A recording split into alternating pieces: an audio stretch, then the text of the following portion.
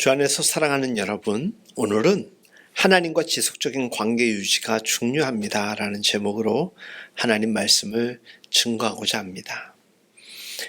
우리는 실제적인 관계에 있어서 또 그런 관계에 놓인 사람들에게 있어서 믿음과 신뢰, 사랑은 매우 중요한 관계 유지의 키워드가 될 것입니다. 반대로 실제적인 관계에 놓인 사람임에도 불신과 미움은 관계 파탄의 매우 중요한 키워드가 될 것입니다. 대개 사람들 대다수는 관계의 시작을 순조롭게 합니다. 하지만 불신과 미움으로 점철되는 관계가 키워드가 될수록, 그리고 그 성질이 강화될수록 관계는 오래 지속될 수가 없습니다. 상호 관계의 어떤 키워드가 생성되고 유지되느냐에 따라서 그 지속 여부가 판이하게 달라질 수 있습니다. 오늘 본문에 나타나 있는 본문 이야기는 어쩜 인간의 욕구와 제자들의 믿음 실패에 대한 귀한 일화일 것입니다. 예수가 없는 세상에서의 삶의 현실이 어떠하다는 것을 보여주고 있는 것입니다. 이는 하나님과 우리의 관계가 어떤 관계의 특성을 가지고 있느냐를 깊이 고민하며 답을 얻을 수 있는 본문이라고 생각합니다. 사랑하는 여러분, 예수님께서 공생의 활동을 하던 시대에 말을 못하게 하는 귀신 들린 아이를 가진 아버지가 있었습니다. 그가 모두 몇 명의 자식들과 함께 살았는지는 알 수가 없습니다. 그러나 한 가지 분명한 것은 그에게 있는 한 아이가 온전치 못했다는 사실입니다. 그 아이는 그 아버지에게 언제나 무거운 짐으로 여겨졌습니다. 귀찮은 짐이 아니라 인생의 무게로 여겨졌다는 것입니다. 아버지에게 더욱 더 짐스럽게 느껴진 것은 아이가 그렇게 된 것이 그의 부모나 자기 자신의 죄 때문일 수 있다는 그 죄책감에 괴로워했다라는 것입니다. 때때로 아이가 경련을 일으키며 발작을 할 때 그 모습을 지켜보는 아버지의 마음은 몹시 고통스러웠을 것입니다.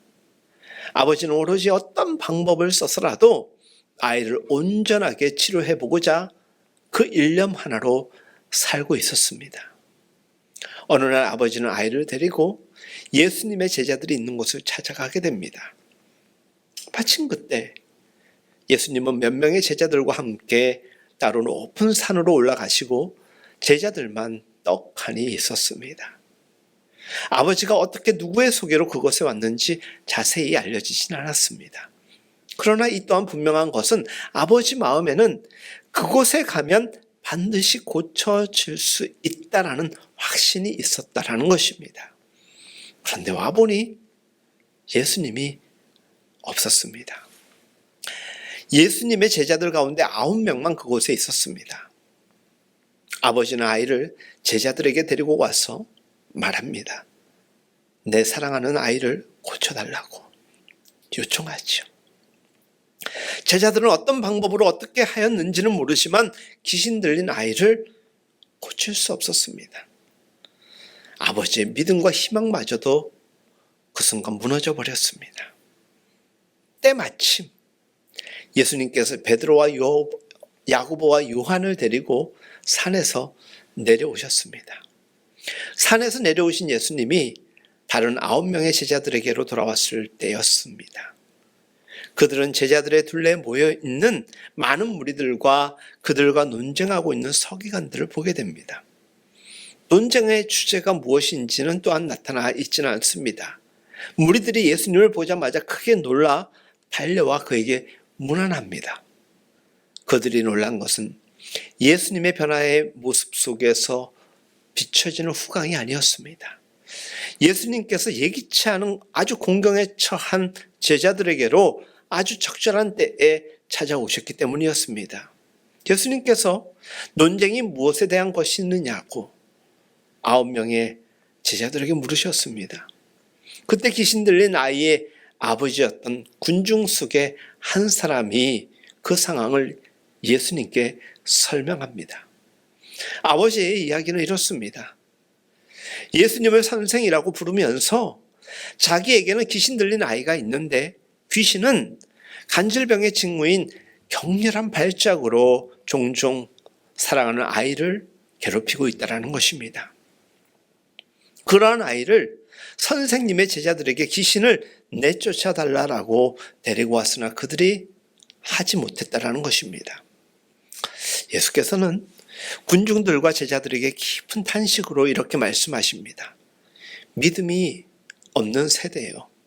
내가 얼마나 너희와 함께 있으며 얼마나 너희에게 참으리요라고 하시면서 아이를 내게로 데려오라고 이야기를 하십니다. 귀신의 영이 예수님을 보자 곧 그 아이로 심히 경련을 일으키게 합니다. 아무도 도울 수 없는 지경에 처하도록 만들어버렸습니다. 그때 예수님께서 그 아버지에게 언제부터 이렇게 되었느냐라고 물으십니다. 예수님의 애정어린 이 질문에 아버지는 자기 아이가 아주 오래전 어릴 적부터 이와 같았다라고 대답을 합니다. 그 아이의 상태는 오래 계속되어 온 것이었고 매우 비관적인 상황이었을 것입니다. 아버지는 예수께 반신반의하며 이야기합니다. 당신이 무엇을 하실 수 있거든. 네. 당신이 무엇을 하실 수 있거든 자기와 아이를 불쌍히 여겨 도와달라는 것이었습니다. 예수님의 능력에 대해서도 아버지의 믿음이 제자들로 인해 흔들려 있는 상황이었습니다. 그럼에도 불구하고 그리 이야기했다라는 것은 그의 절박한 마음을 고스란히 보여주고 있는 것입니다. 예수님께서 말씀하십니다. 그 아이의 아버지가 이야기한 그 말 그대로 토시 하나 빼지 않고 그 말을 그대로 인용하며 대답하십니다. 할 수 있거든이 무슨 말이냐라고? 당신이 무엇을 하실 수 있거든이라고 이야기했던 그 아버지의 이야기에 답을 한 것입니다. 할 수 있거든이 무슨 말이냐고? 할 수 있다라는 이야기를 하시려고 했던 것입니다. 할 수 있거든이 무슨 말이냐고? 믿는 자에게는 능치 못할 일이 없다라는 것입니다. 그것을 말씀하셨습니다. 그것을 선언하신 것입니다. 예수님은 그 아이를 고침은 예수님 당신의 능력이 아니라 인간적으로 불가능한 것을 가능케 하시는 하나님을 믿는 아버지 당신의 믿음이 지금 요청된다라는 것을 이야기하는 것입니다. 믿는 자에게 능치 못함이 없다라는 것은 믿는 자에게 주시는 그 믿음의 대상은 분명히 전능하지만 믿는 자가 온전한 믿음이 없이는 낫게 할 수 없다. 심지어 그 믿음의 온전함 없이는 제자들 또한 그와 같은 일을 행할 수 없었던 것처럼 간절한 마음으로 나온 사람이 그 아버지가 되었던 누가 됐던 그 하나님에 대한 온전한 믿음 없이는 그 일을 감당할 수 없다는 것입니다. 내게로 온 것 그리고 내가 지금 이곳에 인 것도 중요하지만 내 믿음이 중요하다는 것입니다. 당신의 믿음, 여러분의 믿음이 매우 중요하다는 것입니다. 그 아버지는 아주 즉각적으로 이렇게 반응합니다. 나는 믿나이다. 여러분, 우리 마음속으로도 함께 고백했으면 좋겠습니다. 내가 믿습니다. 자신의 믿음을 선언하고 또한 자기의 약점을 인정하면서 한마디 더 합니다. 믿음 없는 것을 도와주소서. 여러분, 우리가 교회를 10수년을 다녔고 직분이 있기 때문에 그런지 모르겠지만 우리는 매일마다 하나님께 구하여야 될 아주 중요한 기도문이 여기서 발견됩니다. 하나님, 제 믿음 부족한 것 연약함을 불쌍히 여기시고 제게 온전한 믿음을 주옵소서. 그와 같은 절박한 하나님을 향한 기도, 정작 우리가 구해야 될 그 믿음의 순전함을 구하지 못함으로 인하여서 하나님과의 영적인 관계가 단절되어 있거나 기도의 깊이를 경험하지 못하는 안타까운 상황에 처한 이들이 분명히 있을 것입니다. 흔들렸던 아버지의 믿음은 예수님을 대면하고 나서 하나님의 능력에 대한 믿음으로 굳건해집니다. 여러분, 어떤 때는 이런 경우가 있습니다. 목사님이 되었던 어떤 치유 사역을 하였던 그 당사자만 바라볼 뿐 그 이면에서 일하시는 성령과 그 일을 주관하시는 그리고 베풀어 주시는 하나님을 보지 못하는 이들이 있습니다. 그 아버지는 더 이상 예수님만 바라본 게 아니라 예수님을 통하여서 전능하신 하나님을 바라본 것입니다. 예수께서는 호기심 많은 군중들이 몰려오는 것을 보시고 악한 영에게 그 아이에게서 나오라, 그리고 다시는 그에게 들어가지 말라라고 선언하십니다. 귀신들은 이 소리를 듣자마자 소리를 지르면서 마지막으로 심한 경련을 일으키며 나가버립니다. 그 아이는 순간 탈진하게 되고 마치 죽은 송장처럼 힘없이 누워있게 됩니다. 그래서 많은 사람들이 오늘 본문 28절에서 그가 죽었다라고 생각하였던 것 아니겠습니까? 그러나 예수님께서 그를 손잡아 일으키셨습니다. 집에 돌아간 후에 제자들과 예수님이 남았죠. 제자들 가운데 누군가가 묻습니다. 왜 자기들은 귀신을 쫓아낼 수 없었습니까? 라고 묻습니다. 이에 예수님께서 어떠한 표정으로 전하였는지는 모르나 성경은 이렇게 전하고 있습니다. 이런 종류는 기도 외에 다른 것으로는 나갈 수 없느니라. 이런 종류, 여러분들 우리가 살면서 해결하지 못하는, 감당하기 너무 버거운 얼마나 많은 일들이 있습니까? 예수님은 말합니다. 기도 외에는, 이 기도 외에는 이라는 표현은 기도만 하면 된다라는 표현이 아니라 그 절박한 마음으로 하나님과의 관계를 회복하기 위하여서 하나님을 믿는 신앙으로 나아가면이라는 상황이라는 것을 전제하고 있습니다. 그러니 기도라는 것은 우리의 이 절박한 마음, 동시에 우리의 연약함을 하나님께 솔직히 인정하고 나는 할 수 없지만 하나님은 하실 수 있지 않습니까? 그리고 그 결과가 내가 원하는 만족스러운 결과 아니더라도 하나님의 방법, 하나님의 결과가 분명 계실 것이라면, 계획이 계실 것이라면 나는 그것을 믿고 의지합니다. 하나님 뜻대로 주장하여 주옵소서. 온전히 하나님께 신뢰하고 의지하는 모습, 그것이 바로 오늘 여기에 나와 있는 기도 외에는 다른 곳으로는 나갈 수 없느니라. 그 믿음과 그 상황을 보시고 하나님께서 능력으로 역사하신다는 것입니다. 그럼에도 불구하고 제자들은 과거의 성공을 믿었거나 과거에 당신들이 가장 절정의 상황에서 얻었던 어떤 믿음의 어떤 그 결과물을 가지고 영적 자만심 내지는 혹시 예수님이 산에 올라가셔서 계시지 않을 때 부재중 몰려올 수 있는 두려움에 있었을지도 모릅니다. 그래서 그들은 예수님이 옆에 있을 때는 당차게 사역을 하였음에도 불구하고 예수님이 잠시 자리를 비운 그 순간에는 두려워했는지도 모릅니다. 이것이 관계를 유지하는 중요한 키워드입니다. 오늘 설교를 시작하면서 믿음과 신뢰와 사랑은 관계 유지의 중요한 키워드가 될 수 있지만 불신과 미움은 관계 파탄의 키워드가 된다는 것.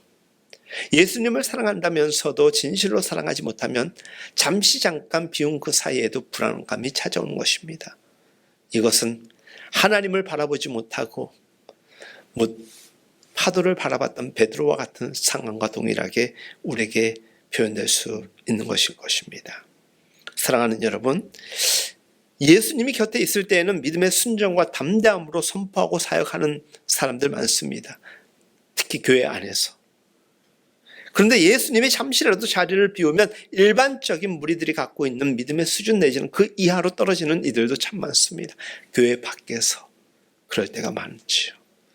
예수님은 영이시니, 하나님은 영이시는 예배하는 자마다 신령과 진정으로, 그렇기 때문에 우리가 이 시간 신령과 진정으로 하나님께 예배드리며 신령과 진정으로 우리의 삶의 자리에서 살아가는 것입니다.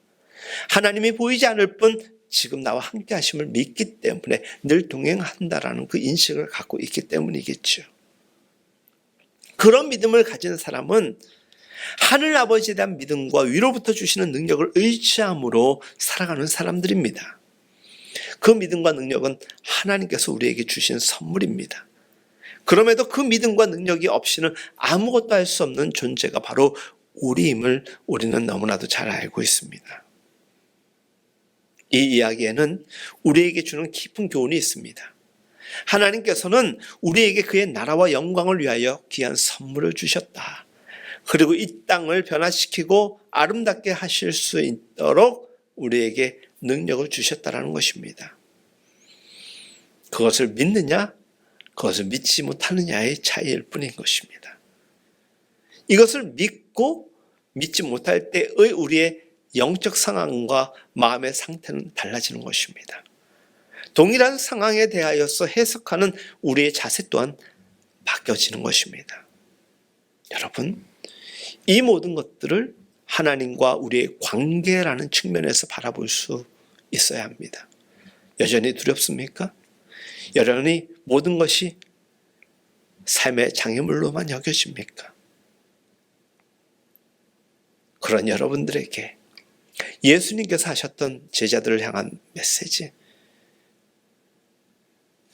기도 외에는, 하나님을 향한 신뢰 외에는 이와 같은 상황을 이겨낼, 극복할 일이 없다.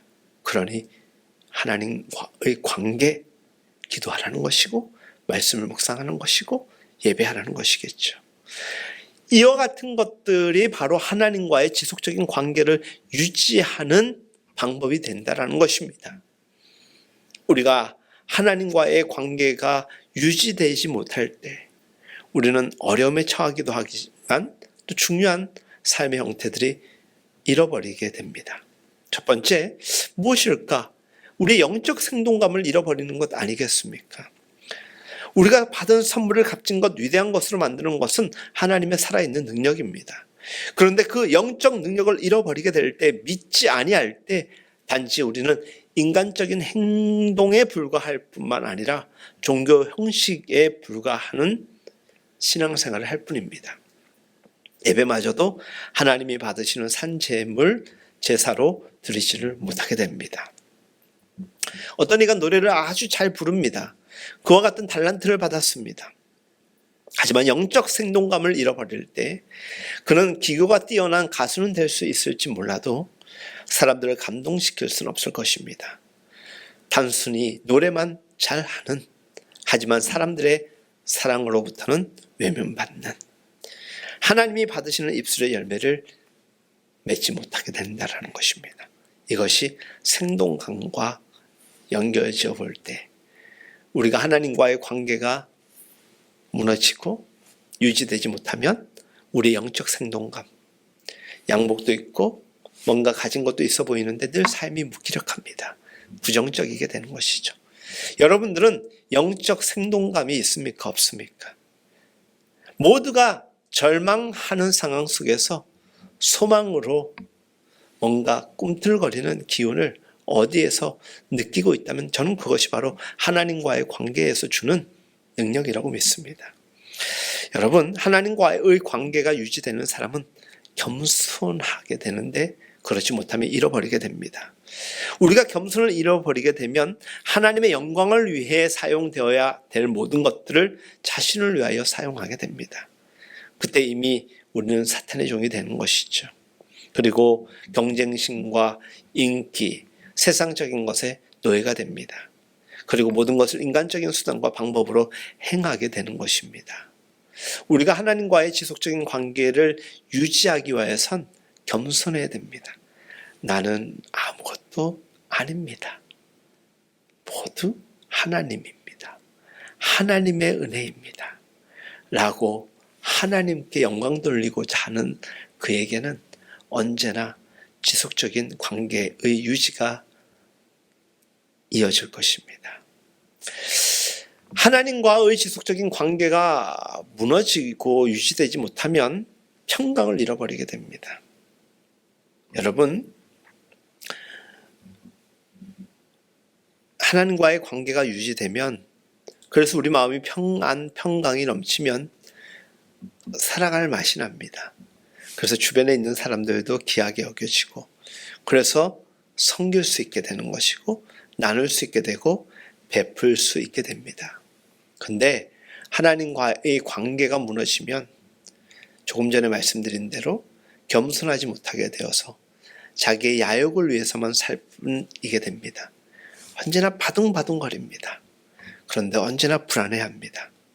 그런 이들에게 있어서 따뜻함, 친절, 부드러움 이런 건 도저히 찾아볼 수가 없습니다. 평강을 잃어버리게 되면 결국 사람은 불안정하게 됩니다. 그렇게 될 때 도움을 필요로 하는 사람들에게 안정과 희망을 주기보다는 상처를 주곤 합니다. 이게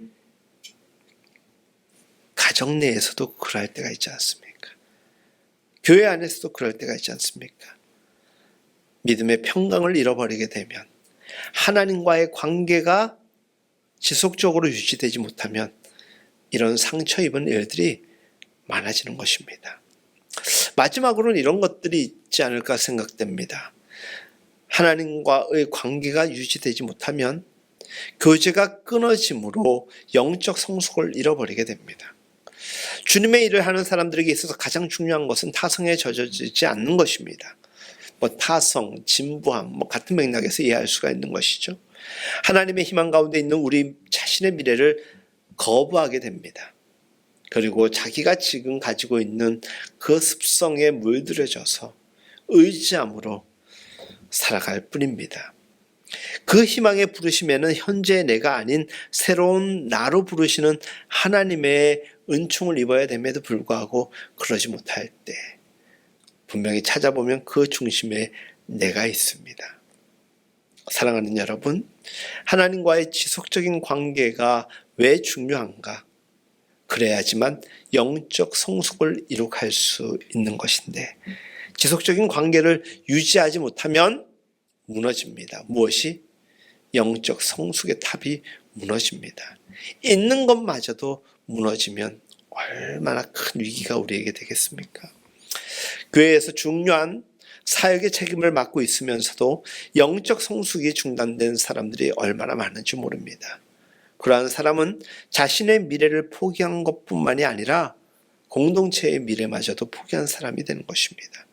그러한 사람들은 다른 사람들에게 신령한 영향력을 줄 수가 없습니다. 도리어 공동체를 파괴합니다.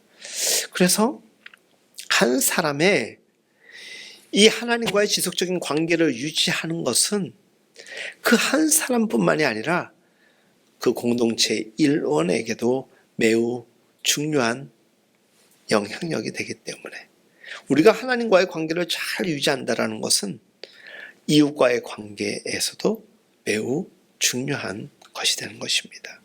사랑하는 여러분, 세상 사람들은 이 세상의 법정이나 경찰서, 행정관서, 교육기관에 가서 해결할 수 없는 생의 문제를 가지고 알아보지만 그것이 잘 안 될 때 믿지 않는 사람들마저도 절대적인 존재에 의지하고자 나아가는데 그것이 교회일 때가 많습니다. 그래서 교회에 그런 경우에 찾는 이들이 있곤 합니다. 그들은 교회에서 무엇인가 해답을 기대합니다. 그때 교회로부터 아무런 희망적인 대답을 얻지 못할 때 그들은 교회에 대해 심히 실망하게 됩니다. 교회가 세상에 대해 줄 수 있는 것은 사실 물질 내지는 세상의 발행과 원하는 그것 이전에 무언가에 대한 이해와 또한 그것에 대한 믿음이 요청되는 것 아니겠습니까? 그것은 우리는 당신의 문제에 해답을 줄 수는 없지만 우리가 믿는 창조주 하나님, 사랑의 하나님, 능력의 하나님은 불가능한 것을 가능케 하시는 하나님이라는 확신과 믿음이라는 것입니다. 여러분들, 교회가 세상의 희망이 어찌 될 수 있겠습니까? 믿는 우리가 어찌 세상의 해답이 될 수 있겠습니까? 우리가 믿는 하나님입니다. 그래서 교회에 와서 실망할 수 있습니다. 믿는 사람들에게 다가와서 좌절할 수도 있습니다. 그러나 우리가 제시하는 그 하나님은 그들에게 결코 실망이 될 수 없습니다. 왜? 하나님은 하나님으로 역사하시기 때문입니다. 초대교회 때 어느 날 오후 3시 기도를 하는 시간이 되어서 베드로와 요한이 성전으로 올라가게 되었습니다. 나면서부터 안진뱅이였던 사람이 그곳에 앉아 있습니다. 성전으로 들어가는 사람들에게 구걸을 하게 되는데 그 안진뱅이가 그 미문에서 베드로와 요한을 보고 구걸합니다. 그 안진뱅이는 무엇을 얻으려고 두 사람을 빤히 쳐다보았겠습니까? 그때 베드로가 이렇게 이야기합니다. 은과 금은 내게 없으나 내게 있는 것을 그대에게 주니 그것이 무엇입니까? 나사렛 예수의 이름으로 많이 일어나 걸으라는 것입니다. 내게는 아무것도 없으나 나사렛 예수의 이름, 하나님의 전능하심 선포한 것입니다. 그리고 나서 안진뱅이의 오른손을 잡아서 이렇게 세웁니다. 어찌 됩니까? 일어나게 됩니다. 즉시 다리와 발목에 힘을 얻어 벌떡 일어나서 걸었고 성경을 보니까 걷기도 하고 뛰기도 하며 그가 하나님을 찬양하였다라고 증언하고 있습니다. 여러분, 이 사건은 우리에게 중요한 것을 의미하고 있습니다. 교회는 안진뱅이와 같이 자신의 생애 문제에 짓눌려 걷지 못하는 사람들을 교회에서 끌어 모아 먹여 살리는 곳이 아니라, 그런 급식소가 아니라, 교회는 그들에게 하나님의 능력을 소개하고 알려주고 믿게 함으로 그 하나님의 능력으로 일어나 자신의 삶의 자리로 돌아가게 하는 곳이라는 것입니다.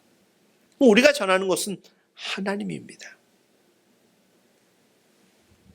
교회의 생명력이 바로 거기에 있습니다.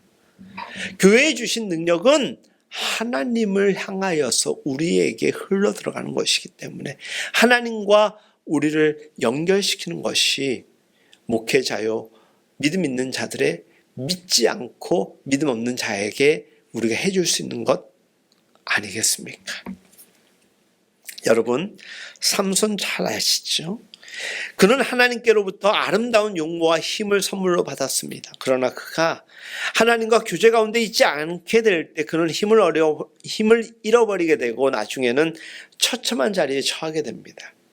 삼손과 함께 했던 하나님의 영이 떠날 때 그는 완전히 무기력한 사람이 됩니다. 곳곳에 아주 큰 교회들이 많이 세워지고 있습니다.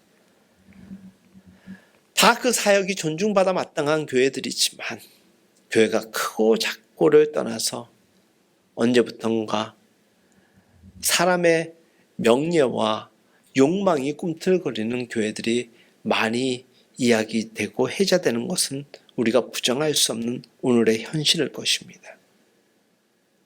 마치 하나님이 능력을 베풀어 주셔서 어떤 형태와 어떤 규모가 되었든 하나님의 교회요, 하나님의 사람들이 이마만큼 성장하고 하나님께서 축복하셔서 오늘에 이르게 되었는데 하나님의 영광을 도리어 가리고 있다라면 오늘날 교회가 되었든 개인이 되었든 삼손이 될 일은 아마 얼마 남지 않을 수 있었다라는 것입니다. 있다라는 것을 우리가 기억해야 할 것입니다.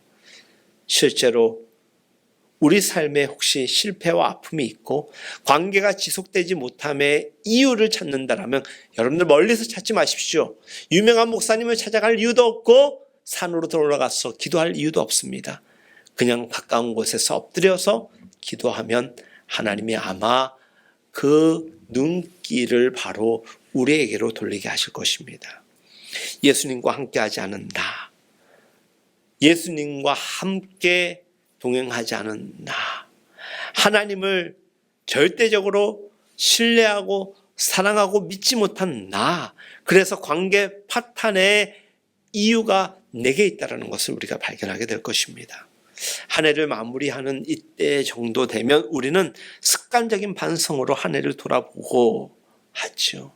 또 하나, 습관적으로 상투적인 기대를 가지고 내년을 바라보게 됩니다. 우리는 신앙인으로서 말씀으로 자신을 훈계할 수 있어야 되는 것입니다. 기도로서 자신을 돌아볼 수 있어야 됩니다.